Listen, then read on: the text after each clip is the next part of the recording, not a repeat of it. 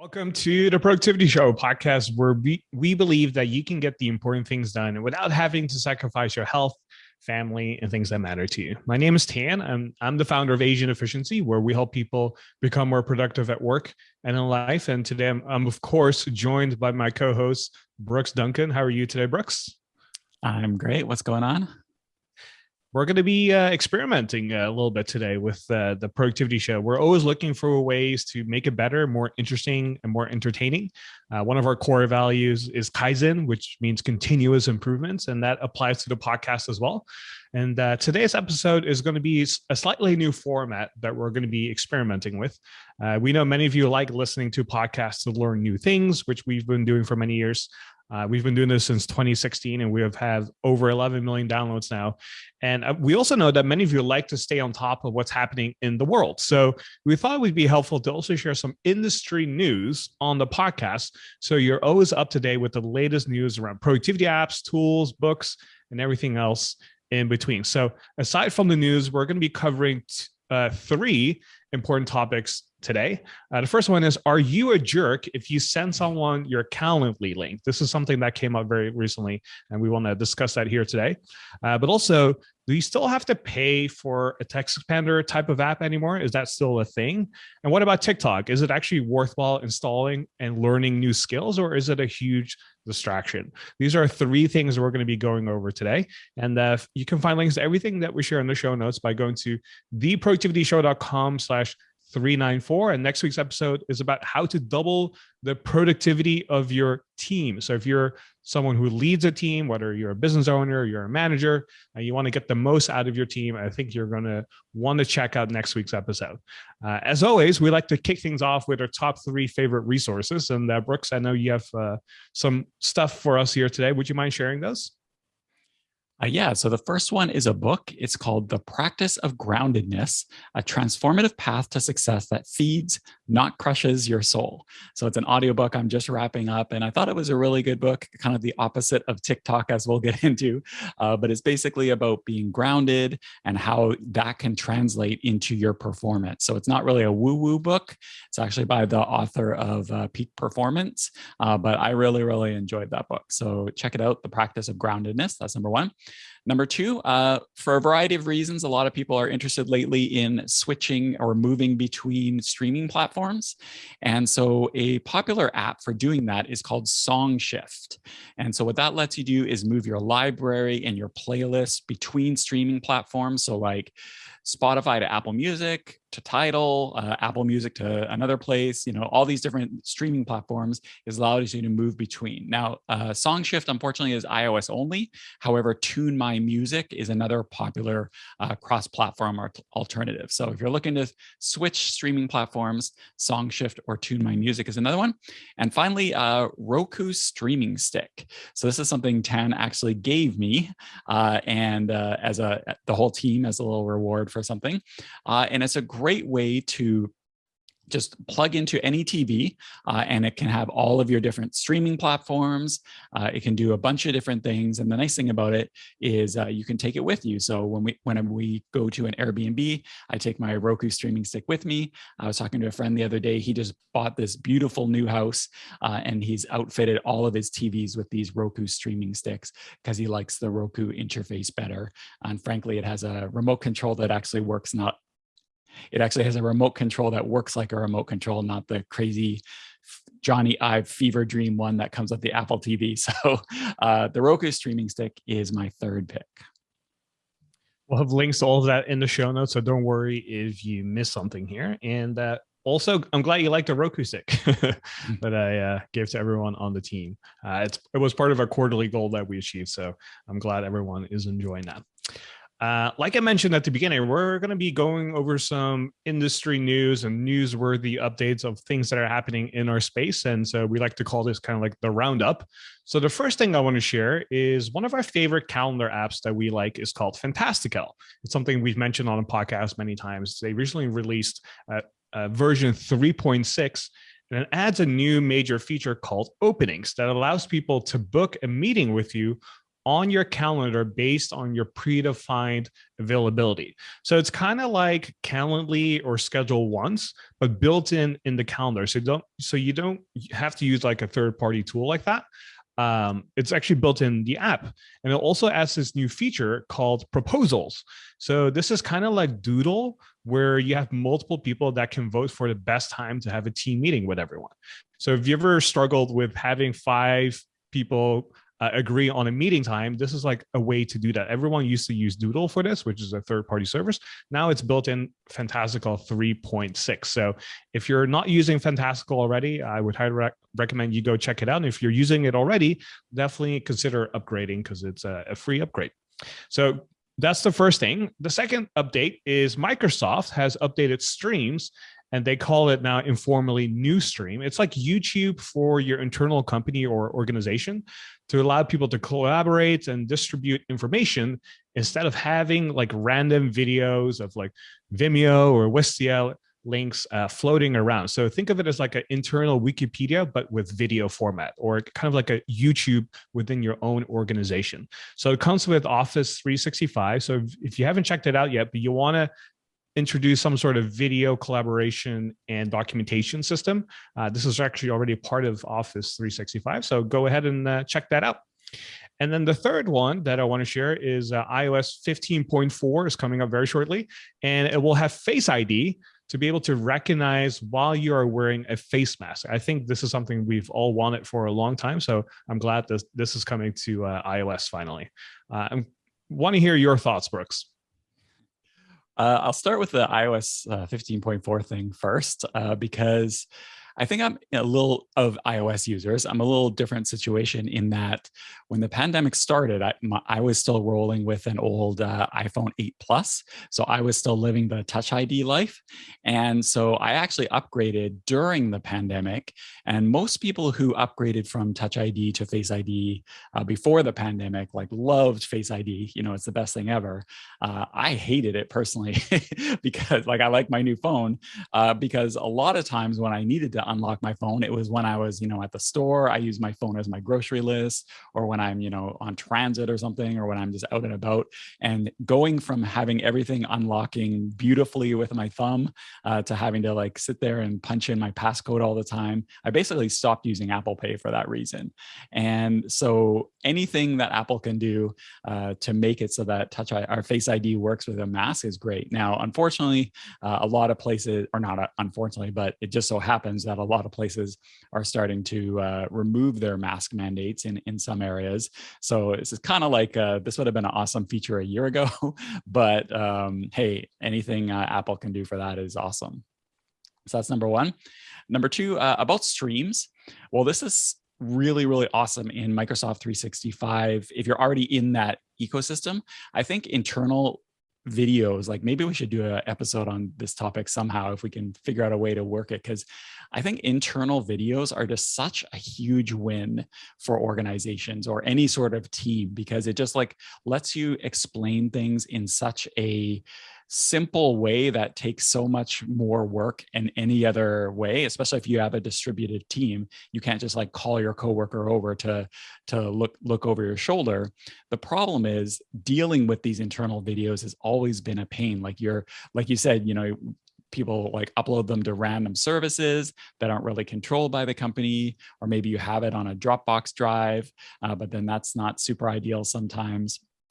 So I think having a place in a system that you're already using, like Microsoft 365, is great. And another feature of it that is really, really killer is it automatically generates transcriptions for you.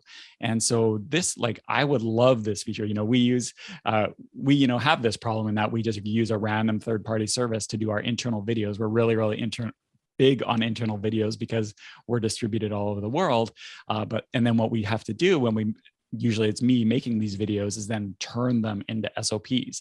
And so something that could just automatically generate a pretty decent transcription would be so huge for us. Maybe I'll try to talk you into moving to Microsoft 365 10. And then finally, Fantastical. It's kind of a funny topic because we're about to talk about Calendly, but I think if you're somebody, and one thing we should mention is Fantastical is a Mac app. Outlook has a lot of these features, but Fantastical is a Mac app. And I think if you're somebody who uses a calendar app on the Mac and you don't really want to pay for a third-party service like Calendly and that sort of thing, I think it's a great feature because given the parameters of what we're about to talk about, because anytime you can like build everything into one app that you live in and eliminate third-party things, I think is great. So it's not something for me personally because we already use Calendly here at AE, and I think we're pretty happy with it. But I could see somebody who isn't already using it or maybe wants to simplify. I think it's a great feature.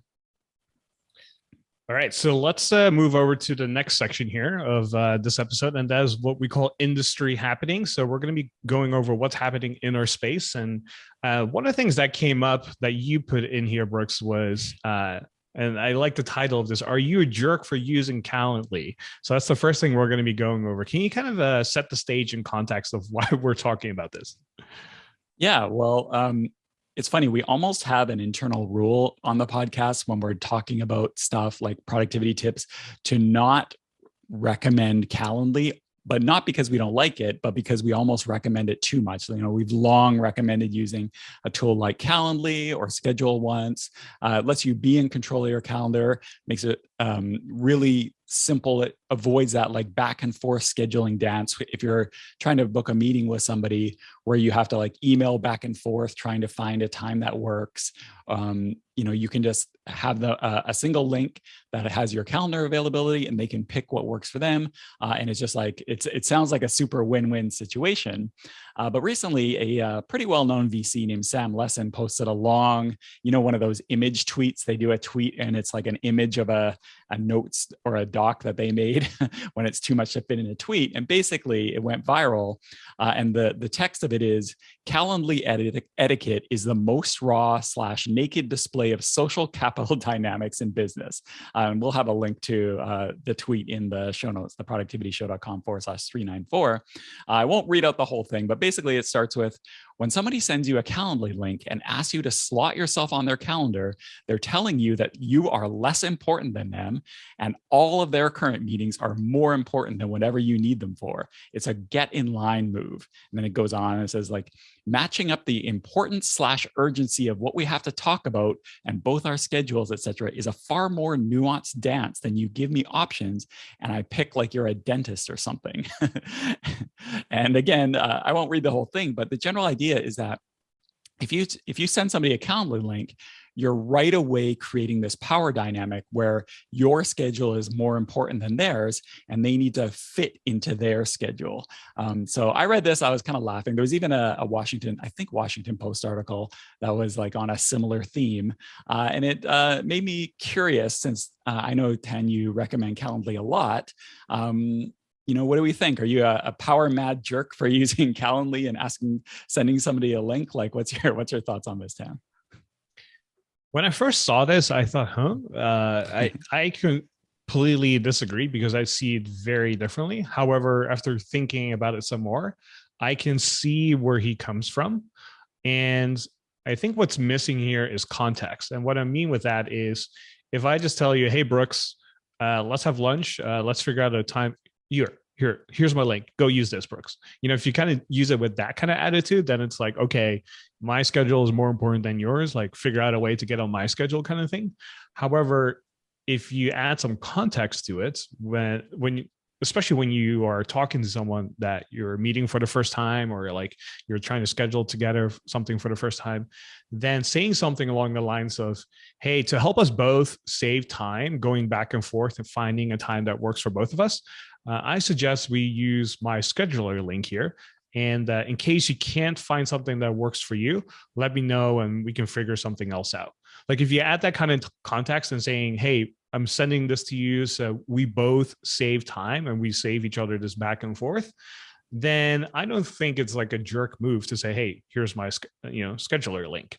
And so I think as long as you add some context to it, then it's fine. But if you literally use the attitude and kind of phrase it that way of saying, "Hey," especially if your emails are very brief or your texts are very brief, then I can see how that can be interpreted that way. Yeah, it's funny. This I had the same reaction to you because the way I've always thought of using and we're talking about Calendly specifically, but there's other services that do this, schedule at once and stuff like that. I've always thought of it the opposite. Like I've always thought of it like when you send somebody a Calendly link, basically what you're saying, at least from the way I always thought of it, is you're respecting their time enough to not put them through that big back and forth dance I was talking about, trying to come up with a time. And yeah, I do something similar. Like the way I get around that kind of like power dynamic aspect is I usually will say like, hey, if none of the, I will like say, if it makes it easier, here's my Calendly link. But I always 100% of the time say, if none of these times work, let me know some alternatives and we'll see if we can figure things out. Actually, Calendly must obviously be aware of this criticism because they have an article about Calendly etiquette on their blog. So we'll link to that as well. And they give some funny examples like sending your mom your Calendly link and stuff like that. But I think one of their big takeaways is the way they phrase it, which I thought is pretty good, is open the door for others first. So instead of saying, hey, here's my Calendly link, you could do it one of two ways. You could say, you could start it with, do you have any times that are preferable for you? Or if it's easier, here's my Calendly link. So you're kind of like opening the door first. Another thing that some people do, which I thought is pretty good, is ask the other person, hey, do you have a Calendly link or something like that that we could use? So you're kind of like asking for their Calendly link in a way. And you could say, or if it's easier, here's mine. One thing I will say though, and I do think this is like a really big Calendly faux pas, is if you're going to send somebody your Calendly link, make sure there's actually available times on there, because giving somebody a link when you have like no availability for 2 months out or something like that, that's pretty rough. Like that is, to me, that is like pretty much a sign of disrespect. You're saying like, hey, this thing we're talking about, it is not important enough for me to even think about for the next 2 months. Like that is pretty rough. But assuming you have availability, doing some of these tricks like opening the door for others first and stuff like that, I think it is a way to use it properly. A little bit more advanced is the fact that I use an executive assistant. So my executive assistant, she can oftentimes do this on my behalf. And so that kind of adds an extra layer of, I wouldn't say a barrier to like directly meeting with me. However, oftentimes people get the impression that if you're working with an executive assistant about coordinating a time, then I think it gives off the impression that it's okay to use something like that, but also that like we might both be very busy, and this is maybe the most effective way of doing it. However, if it doesn't work, my executive assistant will be there to help out and figure out a new time and schedule that can work for both of us. This is especially helpful if you communicate with someone remotely over email or something you've never met, right? However, if it's in person, like sending stuff like the Calendly link right away is usually not an issue. But I agree with you. If there's no availability, that's, I think, kind of rude as well, especially if it's really far out. And so one thing I usually like to do, especially if I send an email, is I'll actually check my own Calendly link. So I'll click on it and see like, okay, is this actually realistic or not, right? If there's nothing available, then I might go, like maybe I need to change some settings around before I send this over. And so I think you bring up a good point there, which is make sure to check your own availability before you send it, because if nothing is available for the next few months, that's kind of rude, I think, too. So I agree with that.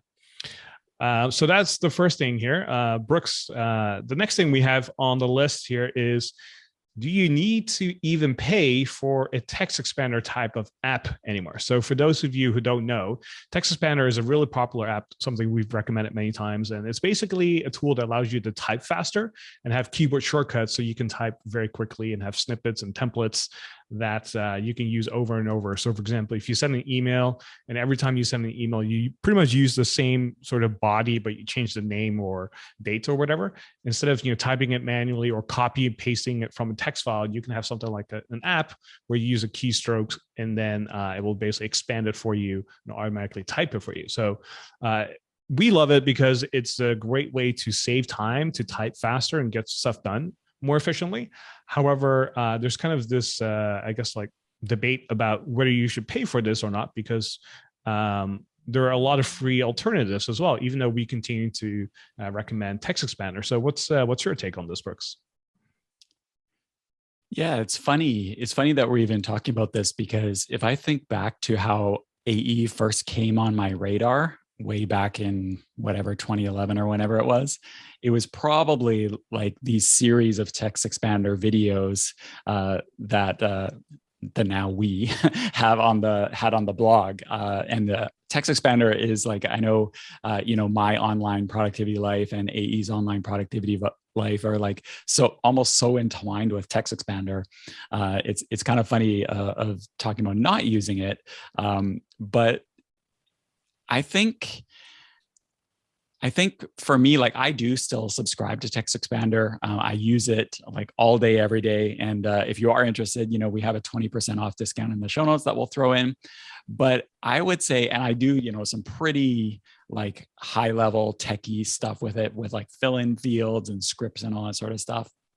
However, I think if I was recommending that if somebody was starting today, I think I would recommend they just use the default features that are built into Mac OS and iOS. And I don't think there's text expansion features built into Windows. However, Microsoft Office has those type of features. Outlook has those type of features. So it's more like app specific. Yeah, you can't do some of the super techie stuff, but a lot of people don't really need that. All they need to do is like expand parts of canned emails or expand their phone number and email address. Like probably the most common thing I probably expand is my email address, frankly. I also don't mind. A lot of people got upset when Text Expander switched to subscription, which I totally get. I didn't mind it so much because I tended to buy the new version every year anyway. So for me, in my mind, the price difference wasn't that different. So I didn't mind it. But if you hate subscriptions, but you want a more full featured tool, there are options like Atext, Typinator, Phrase Express. Like there are non-subscription alternatives that will get you there. So I think if to summarize my opinion anyway, I think new people starting out, sometimes we jump too fast into tools versus thinking about what we would do with the tools. So I would start with some of the built-in features of the things that you already use.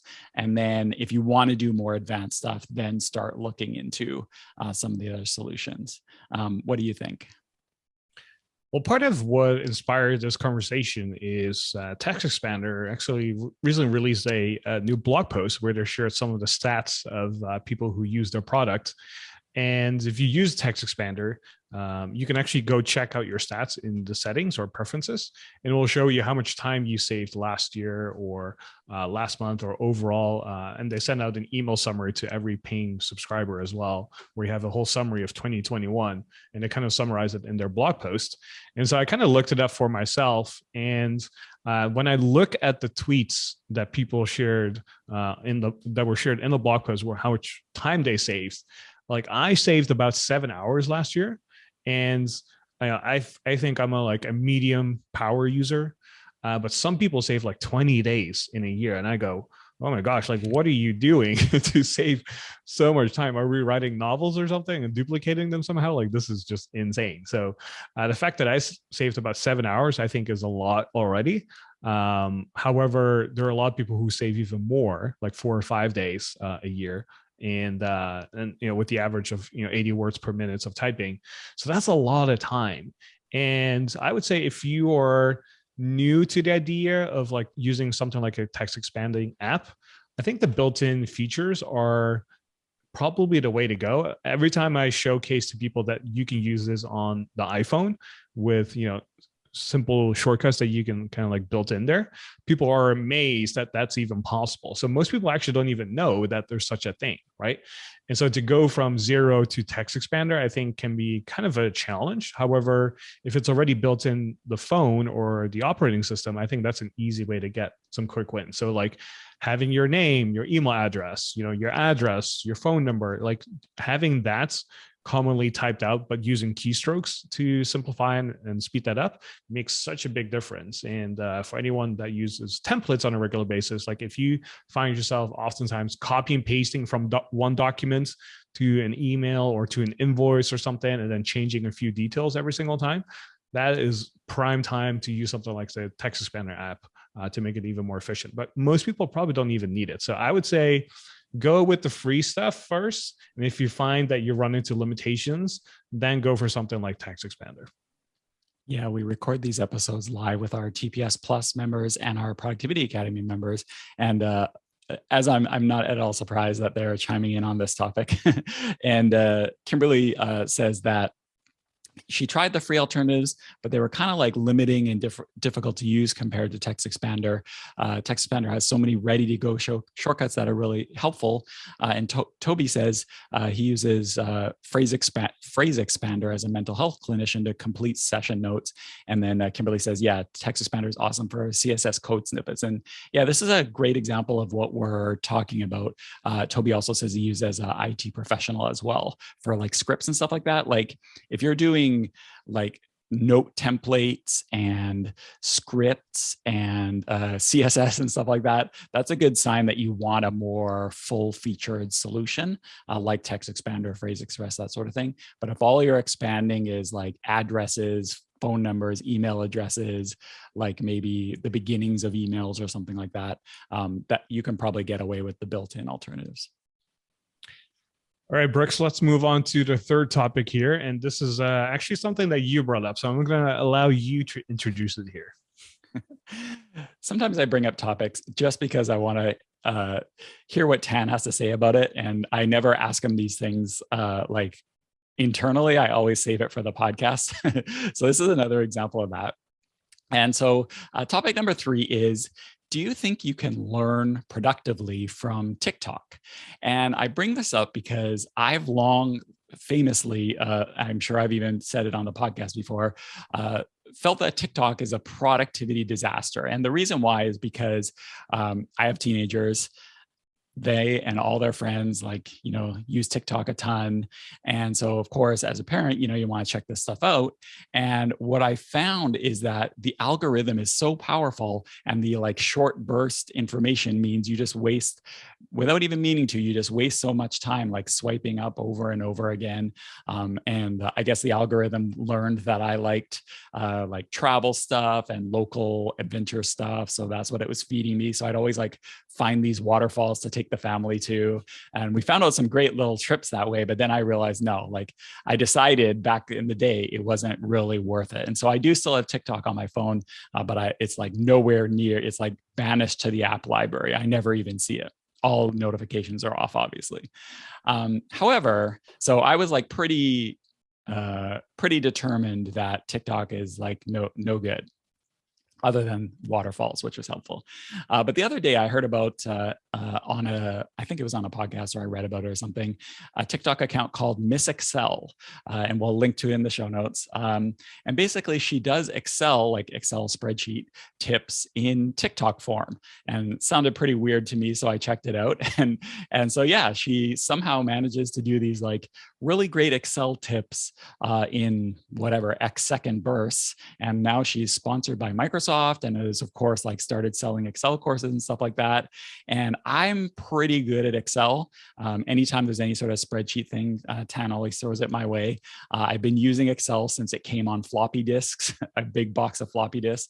And even in her, the few videos of hers that I watched, I actually learned some Excel tips just from that. And I started thinking to me about it, because my kids are always telling me that they learned something, and I say, oh, where'd you learn that from? And they, of course, always say TikTok.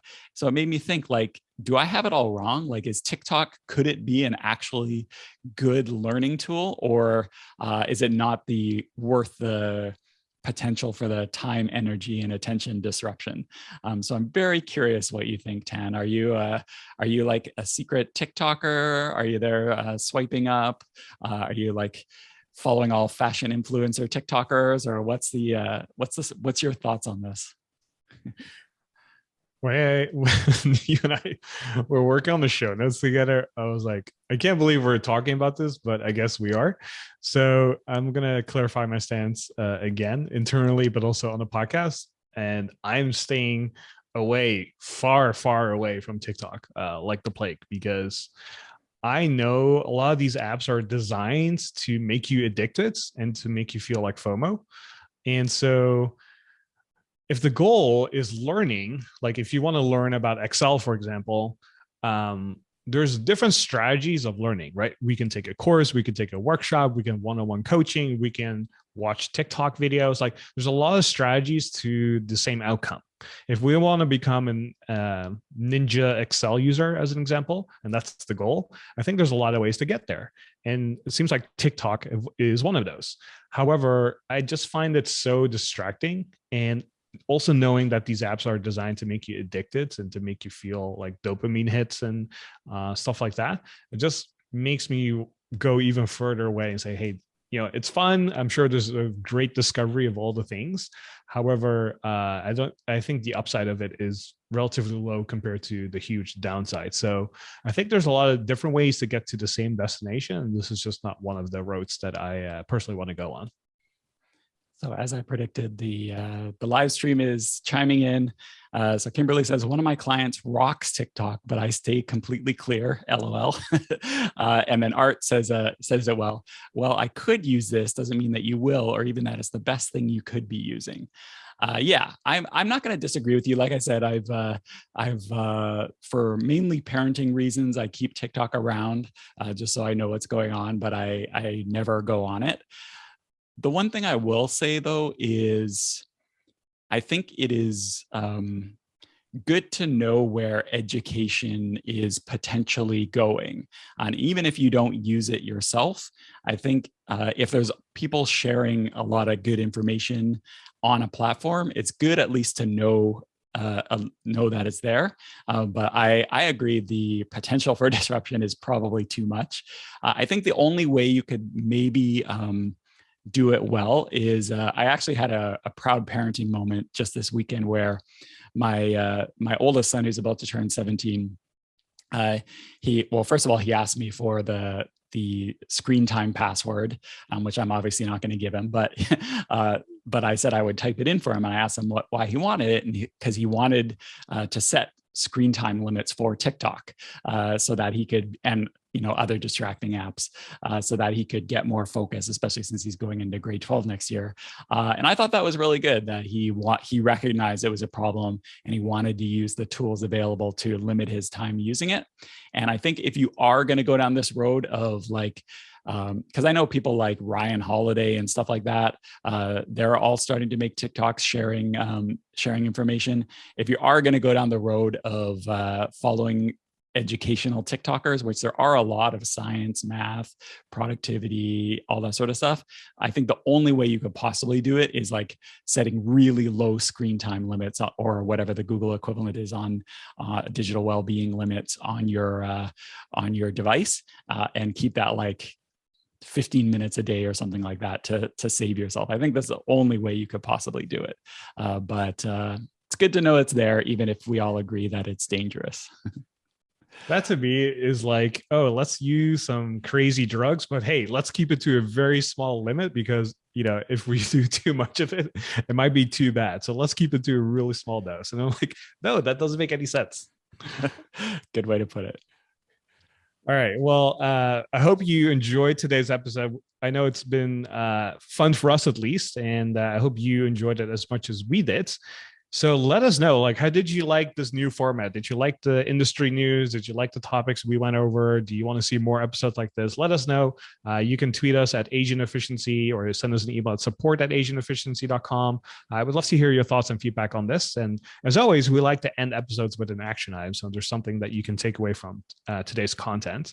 And the first thing I would recommend that you do today is start using keyboard shortcuts. So if you aren't using text expander app already, maybe you can start with text expansion in general. So maybe on the phone or on your operating system on your computer or desktop, or your iPad or tablet, see if you can use some sort of text expansion where you type in maybe like a keystroke of some sorts, and then maybe expands into an email address or an address or something you type very frequently. And I think when you do that and get started with that, you'll see that you'll start to save a lot of time. So go check that out. Again, next week's episode is about how to double the productivity of your team. And I think you're going to be loving this episode because we're going to be sharing a lot of things we've learned over the last decade or so of managing a team. And as always, everything that we mentioned today will be in the show notes. Just go to theproductivityshow.com/394. And thanks again for joining us. And we'll see you next Productive Monday.